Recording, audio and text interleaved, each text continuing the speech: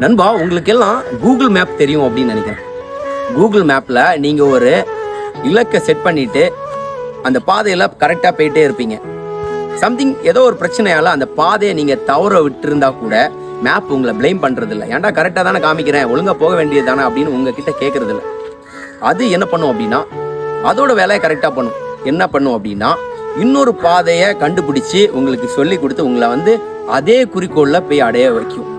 இதுல இருந்து நீங்க வாழ்க்கையில என்ன கத்துக்கணும் அப்படின்னா, நீங்க வாழ்க்கையில ஒரு குறிக்கோளை செட் பண்ணி கரெக்டா போயிட்டு இருப்பீங்க. ஏதோ ஒரு பிரச்சனையால உங்களால அந்த இலக்குல போய் அடைஞ்சிருக்க முடியாது. அப்ப நீங்க என்ன பண்றீங்க அப்படின்னா, உடனே மனசை தளர விடுறீங்க. என்னால இனிமே அந்த குறிக்கோளை போய் அடைய முடியாது, அந்த இலக்குல போய் அடைய முடியாது அப்படின்னு நிப்பாட்டிடுறீங்க. இப்போ நீங்க என்ன பண்ணோம் அப்படின்னா, அந்த கூகுள் மேப் பண்ற மாதிரி ஒரு வேளை நீங்க அந்த இலக்குல போய் அடையிற பாதையை தவற விட்டு இருந்தீங்க அப்படின்னாலும் அது என்ன பண்ணும் அப்படின்னா, புது வழியை கண்டுபிடிச்சு உங்களை அதே குறிக்கோள்ல போய் அடைய வைக்கும். அதே மாதிரிதான் இப்ப நீங்க தோத்திருந்தீங்க அப்படின்னா முயற்சியை கைவிடாம மறுபடியும் ஒரு புது வழியை கண்டுபிடிச்சு இன்னும் பெட்டரா உங்களை உருவாக்கி அதே குறிக்கோள்ல போய் அடையணும்.